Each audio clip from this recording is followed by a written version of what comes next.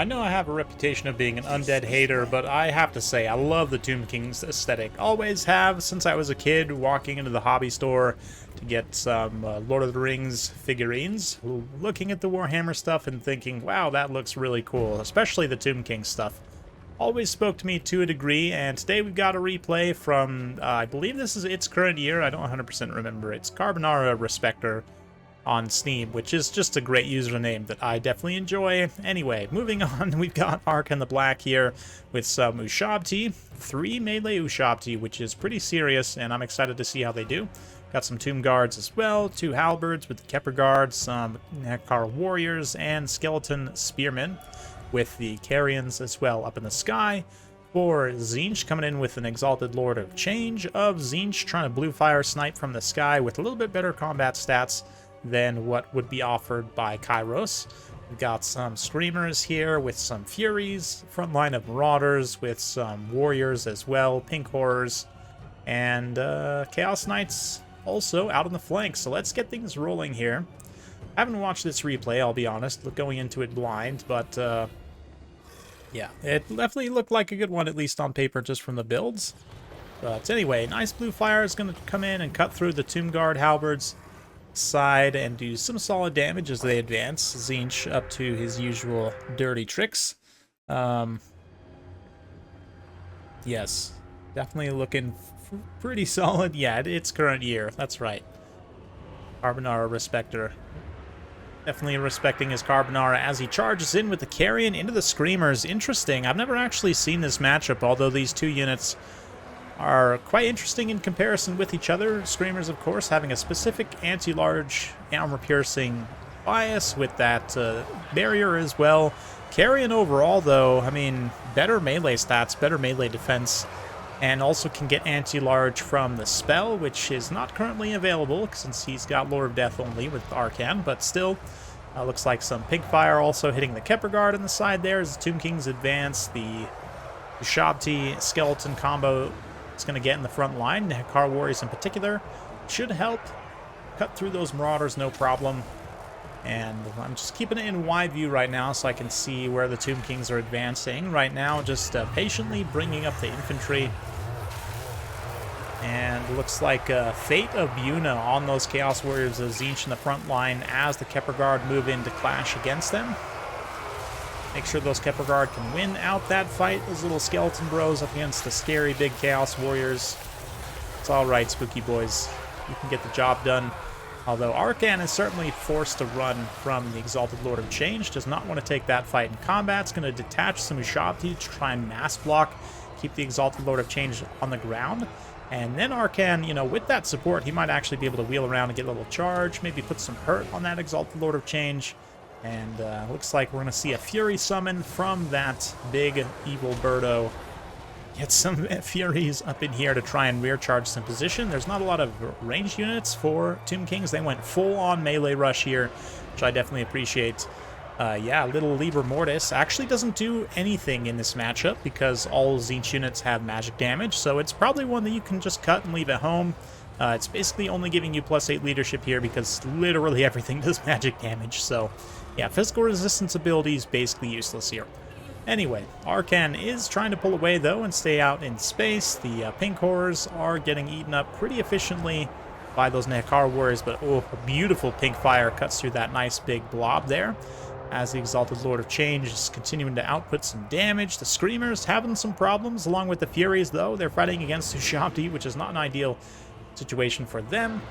Ooh, we had some, yeah, these Ushabti Great Bows, though, are being attacked by the Screamers, and which is definitely a good use case for the Screamers, although they are going to get taken out here. They probably managed to pay for themselves fighting those Ushabti Great Bows specifically, rather than using them in the front line. Probably would have detached them all to go in the back there, but Tomb Kings, though, have some support units on station as well, of course. Those Ushabti and Spearmen, but maybe too much support units, honestly, and the Nekar Warriors and some others detaching now to move into the front line. We're also going to see the Ushabti summon, helping to support against the Knights. Again, try and trap Big Bird in here. See if that Exalted Lord of Change is in the area where they get summoned. Yeah, unfortunately for Tomb Kings, he does not get surrounded The Shabti still, though, will help support this fight, kind of force those Chaos Knights away. The Necro Warriors getting just clobbered as they try and get on that back line of pink horrors. Tzeentch has managed to preserve at least a couple of pink horrors here with a decent amount of HP, but they're having some problems getting them set and shooting. I don't know if they're on skirmish mode exactly or what, but definitely need to start firing at some high-value targets. Kepperguard in particular would be a really nice target because of their weakness to fire and low-ish armor. 70 armor is not fantastic. It's definitely low enough that they could get some really good work done, but instead they're choosing to focus over here, try and finish off this Nekahar warrior. Zushabti also, and the Tomb Guard just continuing to pressure. And yeah, Tzeentch definitely having some problems as they get pursued here. As foreseen as well, the support of Zushabti is enough for Arcan to take a pretty favorable engagement. Spirit Leeches as well on the Exalted Lord of Change, although with the Shabti kind of peeling away, all of a sudden he's in big trouble. Pinks can also focus him.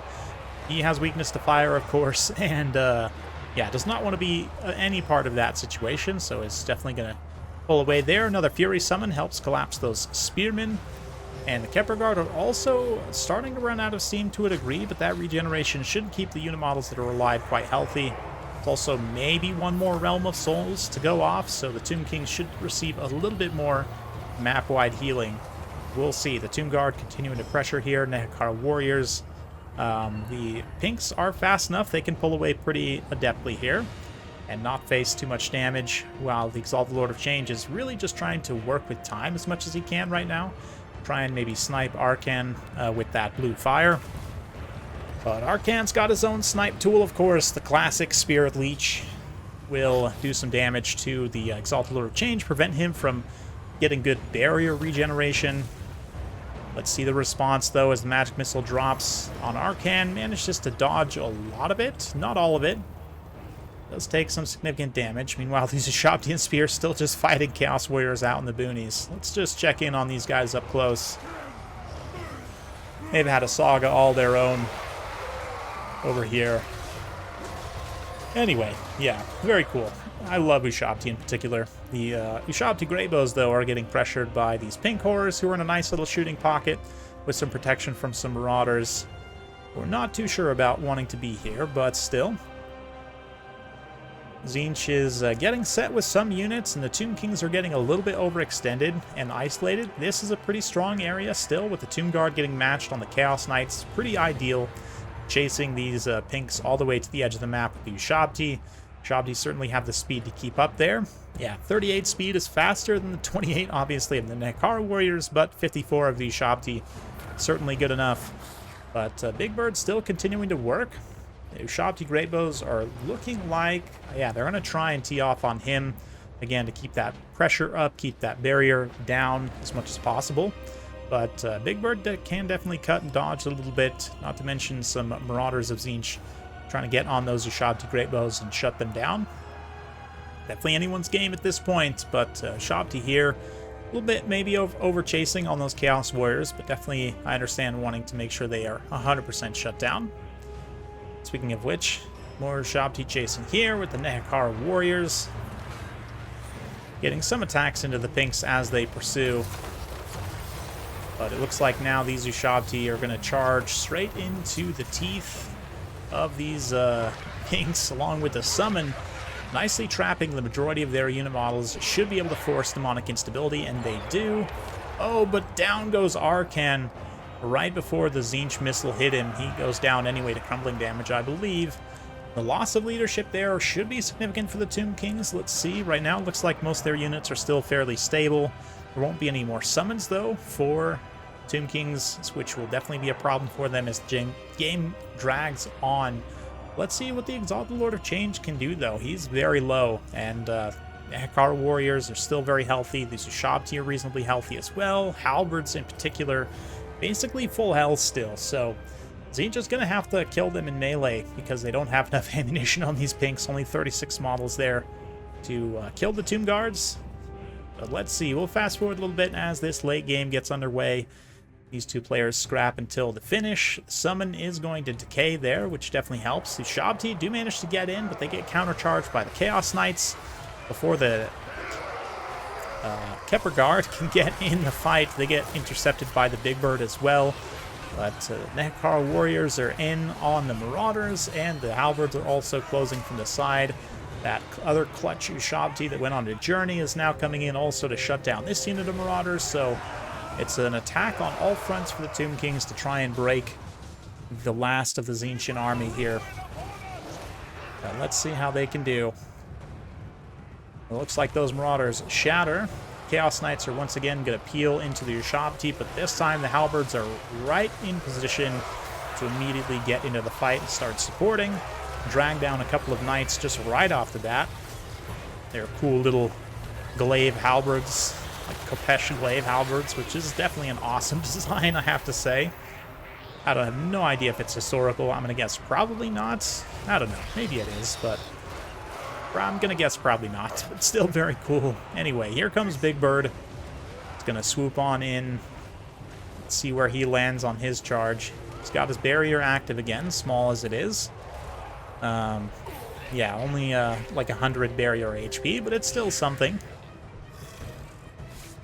Look at those halberds, though. Immediately start chunking him down, and surprisingly, the mass also of the Ushabti did kind of catch him up a little bit there. He took a few real HP hits.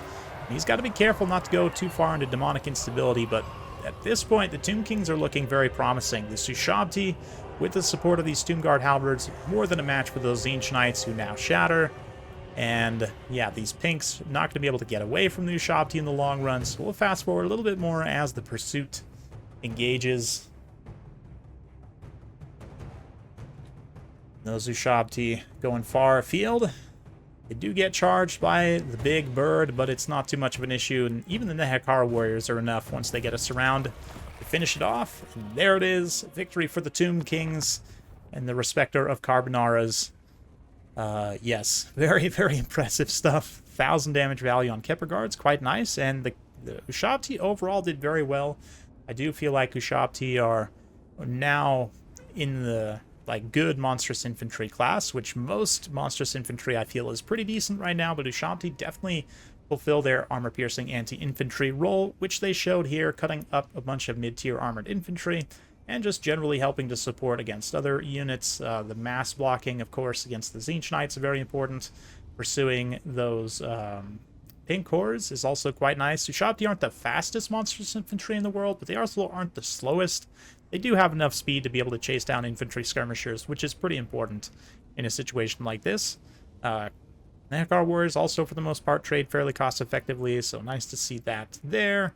And Arcan getting sniped kind of makes me happy on the one hand, but also it's just Tzeentch things. I mean, you're going to get your Lord sniped against Tzeentch at some point, unless you have an incredibly tanky Lord like Sigvald, but Tomb Kings don't have anyone that's really snipe-proof, so the best thing you can do is just output as much value as you can before you get sniped, and Arcan was definitely able to do so here with the summons and Fate of Yuna and everything else.